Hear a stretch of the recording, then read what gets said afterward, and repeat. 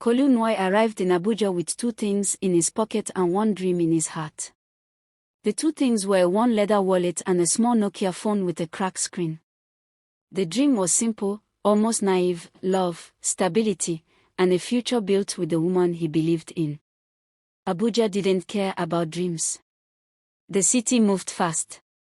Tall buildings, wide roads, government convoys, traffic that swallowed hours, and people who smiled today and forgot you tomorrow. It was a city where ambition thrived and innocence was slowly stripped away. Kalu was 23 when he arrived. He rented a single room in Kubwa, the kind with thin walls and unreliable electricity. At night, the sound of generators hummed like distant thunder, and mosquitoes sang their cruel lullabies. But Kalu didn't complain. Because every struggle had a purpose. Her name was Zainab Musa. They met years earlier, before Abuja hardened him.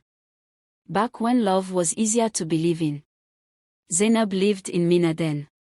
She was bright, soft-spoken, with a gentle smile that made people trust her too easily. Kalu met her during a youth program organized by a local NGO. She was helping serve food. He noticed how she laughed when she thought no one was watching. They started talking. Talking became calling. Calling became long nights filled with dreams. Zainab wanted to go to university. She talked about it constantly. "I don't want to struggle forever," she told him one night. "I want to be something." Kalu listened. He believed in her before the world did. When she gained admission into a university in Abuja, she cried on the phone. "I don't know how I'll cope," she said. "School fees, accommodation, everything." Kalu didn't hesitate. "I'll help you," he said. "We'll do it together." That was the promise. Kalu worked everywhere. Construction sites by day. Night security shift by night. Sometimes delivery work when he could borrow a bike. He sent money for tuition, textbooks, hostel rent, feeding, transport. Sometimes he skipped meals. Sometimes he wore the same clothes for weeks. Sometimes his body begged him to rest. But whenever Zainab called, excited about a past test or a lecturer's praise, it all felt worth it. "You're my backbone," she told him once. Those words carried him through exhaustion. As years passed, Zainab changed. She started dressing differently. Speaking differently. Her accent softened. Her dreams grew larger. She made new friends, girls who talked about brunches in Wus, men who drove cars and spoke confidently about business deals. Kalu noticed it. But he ignored the discomfort. Growth, he told himself. She's just growing. When she stopped calling as often, he excused it. When her replies became shorter, he understood. When she postponed visits, he believed her excuses. Because love makes excuses for betrayal long before betrayal reveals itself. By her final year, Kalu was ready. He had saved enough for a modest introduction ceremony. He spoke to his uncle. He planned the conversation. One evening, he called Zainab. "I think we should start planning our future properly," he said. There was silence. Then she laughed lightly. "Kalu, let's wait. I want to focus on graduating first." Something about her tone unsettled him. But he agreed. He always agreed. Unknown to Kalu, another man had entered the picture. His name was Sadiq. He was older, established, comfortable. He noticed Zainab in her third year. Offered rides. Bought lunch. Introduced her to a different version of life. A version where struggle was optional. Zainab didn't tell Kalu. Not because she hated him. But because telling the truth would end the support she still needed. So she stayed silent. And silence became betrayal. Kalu borrowed money to attend her graduation. He stood in the crowd, watching her walk across the stage, his heart full. When she spotted him, she waved. But something was different. She didn't run into his arms. She hugged him briefly, carefully, like someone being washed. "Kalu, thank you for everything," she said. Something about the word sounded final. He ignored the warning. He always did. That night, Kalu returned to his room in Kubwa, smiling to himself. "She's done," he thought. "Now our life can begin." He didn't know that somewhere else in Abuja, another man was already planning a wedding. And that Kalu's sacrifice had funded someone else's happily ever after. After graduation, Abuja became louder for Kalu. Not because the city changed, but because Zainab grew quieter. The calls that once lasted hours now ended in minutes. Messages went unanswered for long stretches, then replied with short, careful words. "I'm busy. I'm tired. I'll call you later." Later rarely came. At first, Kalu blamed the transition. National Youth Service would soon begin. Job applications. Adult responsibilities. He told himself this was normal. That love matured. That excitement settled. But love didn't feel like this before. Kalu continued working. He had moved from construction to a small logistics company in Utoko. The pay was better, the hours longer. Still, every month, he sent money to Zainab, now for job applications, certifications, transport. He didn't complain. One evening, after a particularly exhausting shift, he called her. "Zainab," he said softly, "do you still see a future with me?" There was a pause. "Why would you ask that?" she replied. "I just want to know where we stand." Another pause. Longer this time. "Kalu, you worry too much." That was her answer. Zainab started posting pictures online. Restaurants Kalu had never entered. Cafes in Wuz and Metoma. Group photos with people he didn't recognize. She looked happy. Polished. Distant. When Kalu asked about the photos, she brushed it off. "They're just friends. It's networking. You wouldn't understand." Those words cut deeper than she knew. He had understood hunger. Understood sacrifice. Understood waiting. But he was slowly realizing that the life he built for her no longer had room for him. One Saturday, Kalu decided to surprise her. He didn't call ahead. He showed up at the address she had given him months ago, a shared apartment in Gaki. When he knocked, a female voice answered. "Yes. I'm looking for Zainab," Kalu said. "She's not around." "When will she be back?" The girl hesitated. "I don't know." Kalu waited outside for 2 hours. Zainab never came. Later that night, she called him angrily. "Why did you come unannounced?" "I wanted to see you." "You embarrassed me." That word stayed with him. Embarrassed. Not happy to see you. Not I missed you. Just embarrassed. Sadiq had been in Zainab's life for over a year now.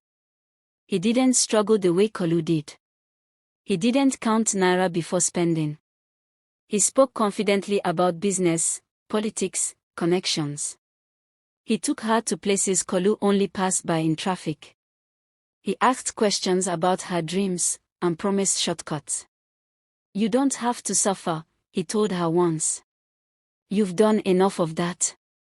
Zainab didn't correct him. She didn't tell him about Kalu's sacrifices in full. Not because she forgot, but because saying it out loud would make her look ungrateful. And guilt is easier to silence than conscience. Weeks later, Kalu called her again. "I want to come and meet your parents properly," he said. "I think it's time." There was a sharp inhale on the other end. "Kalu, not now." "When then?" "I don't know." His voice dropped.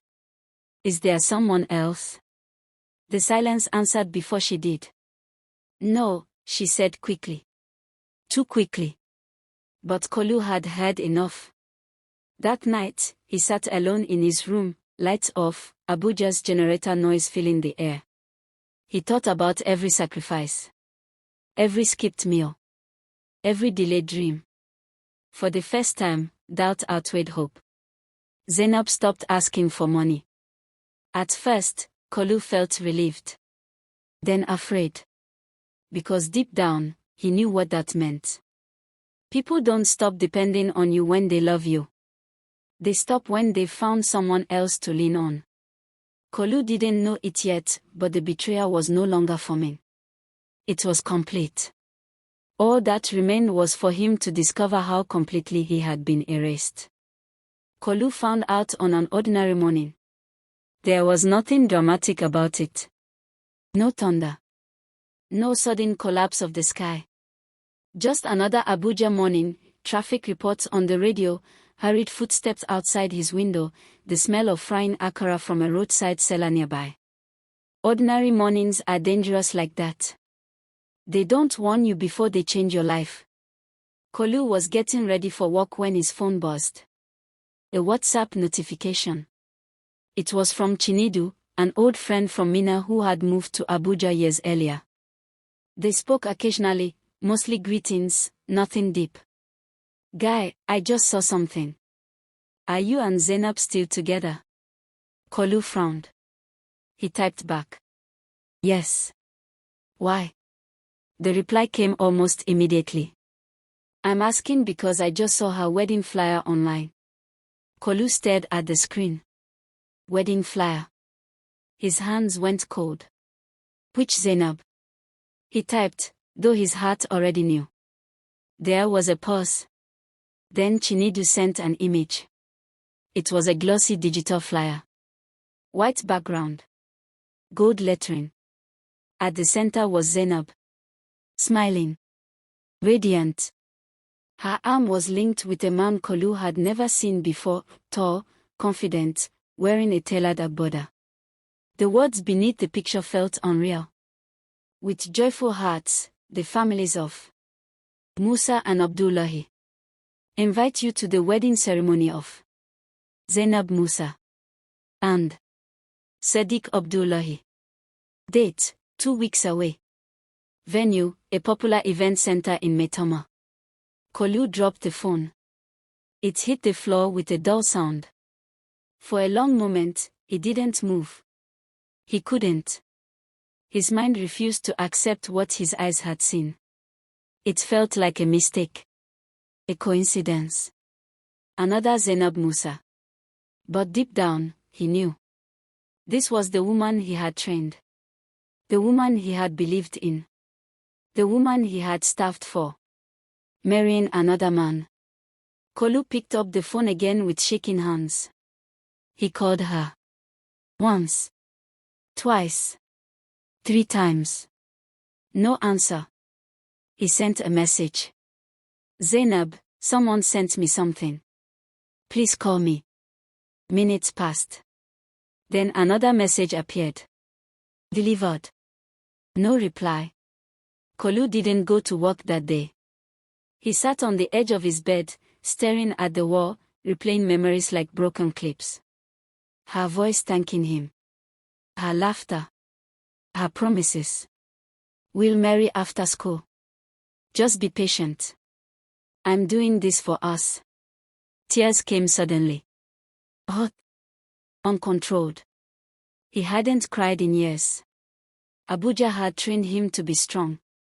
To swallow pain. To move on. But this tore him open. Later that evening, Zainab finally called. "Kalu," she began softly. He didn't answer immediately. "Is it true?" he asked finally. "Are you getting married?" Silence. Then she sighed. "Yes." That single word shattered the last piece of him holding on. "To who?" he asked, though he already knew. "Sadiq." "How long?"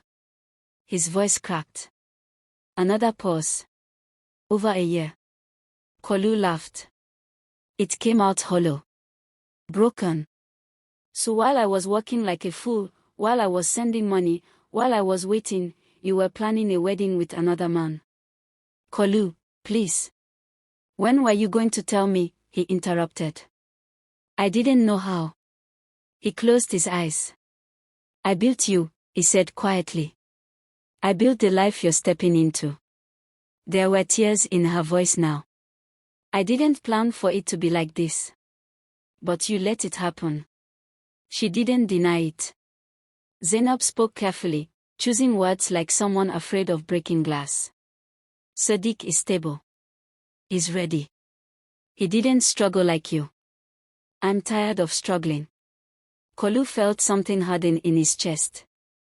So my struggle wasn't enough. It wasn't about enough, she said quickly. I just grew. He nodded slowly. People always grew away from the ones who lifted them. When the call ended, Kalu felt empty. Not angry. Not screaming. Just empty. The room felt smaller. The city louder. His sacrifices heavier. He thought about every kobo he sent. Every night shift. Every dream he postponed. All of it had been an investment. But the profit belonged to another man. In the days that followed, the city seemed to mock him. Wedding posters everywhere. Couples holding hands. Joyful announcements. He heard that the wedding would be big. Influential guests. Politicians. Businessmen. Zainab was stepping into a world he helped create, but was no longer invited to. She didn't even have the courage to tell him herself. He had to hear it from the world. One evening, as Kalu walked home from work, the sun setting over Abuja's skyline, something shifted inside him. Not hope. Not forgiveness. But clarity. He finally understood something no one had ever taught him. Sacrifice without boundaries is self-destruction. The wedding day arrived quietly for Kalu. No trumpet sounded in his room. No announcement came to prepare his heart. Abuja simply woke up and moved on, unaware that somewhere in Kabwa, a man's life had split into a before and an after. Kalu knew the date. He tried not to. But once you know the day your heart will be broken publicly, it marks itself on your soul. That morning, Kalu woke earlier than usual. The room felt heavier, like the air itself was pressing down on him. He sat on the edge of the bed and stared at his hands. They looked older than they should have. Harder. Veins visible from years of labor. These were the hands that had worked for her future.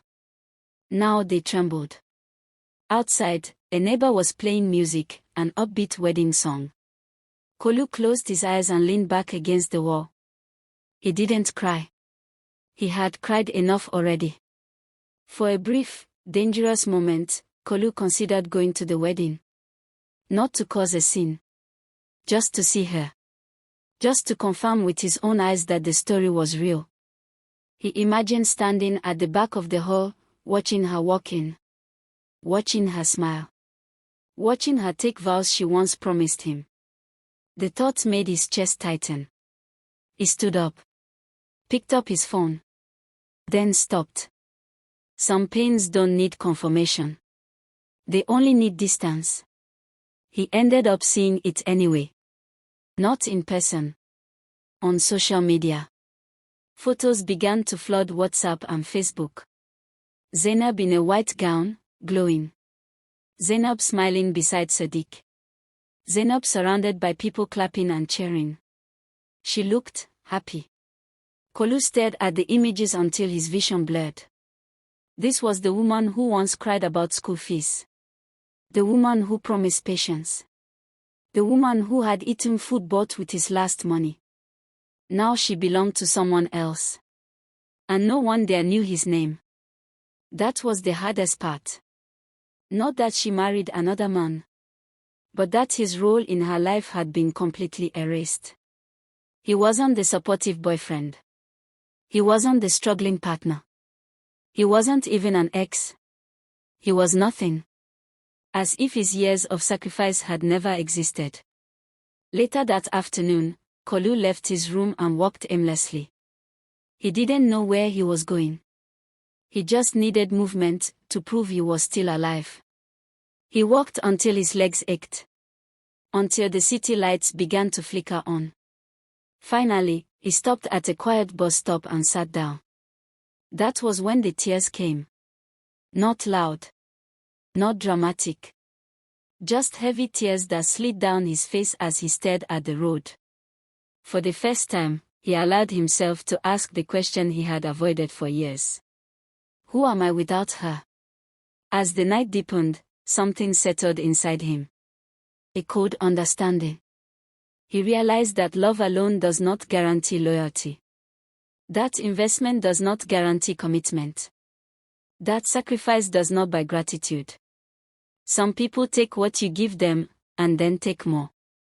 Later that night, his phone buzzed. A message from Zainab. Kalu, I hope you're okay. Thank you for everything you did for me. I pray you find happiness. He read it once. Then again. Then he deleted it. Some apologies come too late to matter. That night, Kalu packed away the few things that reminded him of her. Old photos. Messages. A small notebook where he once wrote plans for their future. He didn't destroy them. He just hid them. Because healing doesn't come from erasing the past, but from learning how to live beyond it. As he lay down to sleep, the city quiet outside, Kalu whispered to the darkness. I won't do this again. He didn't mean love. He meant giving himself away without protection. Time did not heal Kalu immediately. It only created space. Space to breathe. Space to think. Space to finally see himself without the shadow of someone else's dreams covering him. Weeks passed after the wedding. Abuja returned to its usual rhythm, traffic jams, office deadlines, generator noise at night. Life did not pause because Kalu's heart had been broken. And slowly, neither did he. At first, the pain came in waves. Some mornings he woke up feeling almost normal until a song, a place, or a memory pulled him back under. But instead of running from it, Kalu stayed. He let the pain sit with him.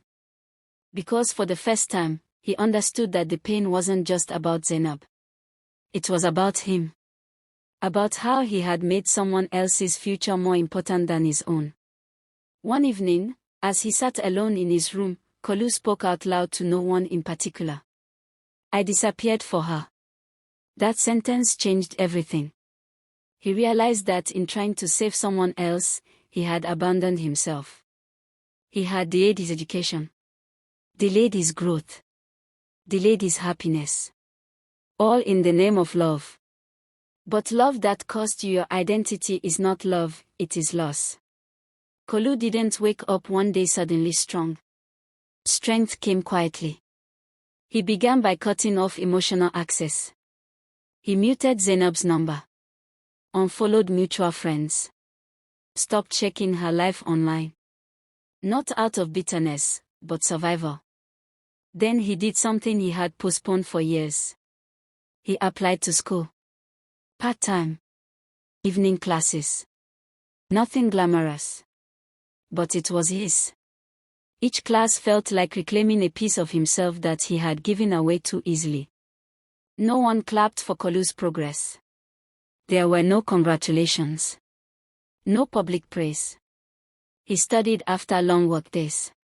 Saved small amounts of money. Learned to say no without guilt. This time, his effort wasn't feeding someone else's dream. It was feeding his own. Months later, he ran into Zainab by chance at a supermarket in Wos. She looked different. Not happier. Just different. They exchanged brief greetings. How are you? She asked. I'm fine, Kalu replied, and meant it. She nodded, as if wanting to say more. But Kalu didn't wait. He walked away. That was his closure. Not revenge. Not confrontation. Just peace. One night, as Kalu reviewed his notes for an exam, he smiled. Not because life was perfect, but because he had stopped bleeding for people who didn't bandage him. Betrayal had taken something from him, but it had also returned something priceless: his self-respect. Kalu learned a lesson many learned too late. Love is not proven by how much you suffer. Commitment is not proven by how much you sacrifice. And loyalty is not something you can buy with effort. Some people will take your best years and call it growth. It was not just the story of a woman who left. It was the story of a man who finally chose himself. And that choice changed everything. If the story is in line with you, like and subscribe to the channel for more stories. Always comment with a storyline you would like us to create.